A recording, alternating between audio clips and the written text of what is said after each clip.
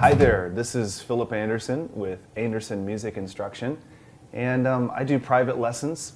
And today we're going to be talking about how to actually set up your cymbals. It's really important to have everything tightened down so that when you start playing, things don't go flying everywhere. Okay, so I want to walk you through how to actually set up your cymbals. This is a ride cymbal or a suspended cymbal. It's a type of a suspended cymbal.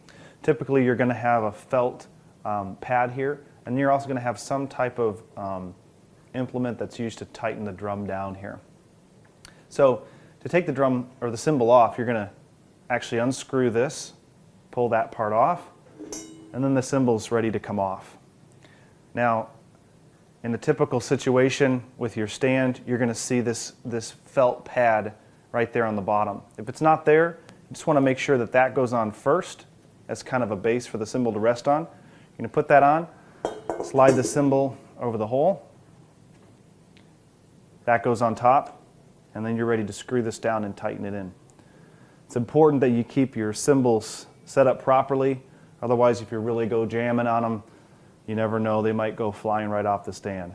So make sure this is nice and tight. One word here though too is you may not want to over tighten this little screw here, because it'll actually inhibit the cymbal from moving freely when you strike it. So you want just enough to keep it in place. Okay, so we've talked today about how to get your cymbals set up and in place so they're not going to go flying all over on you. And I know as you do this, you'll have a lot of success in playing the drums and getting the sounds that you want from your cymbals.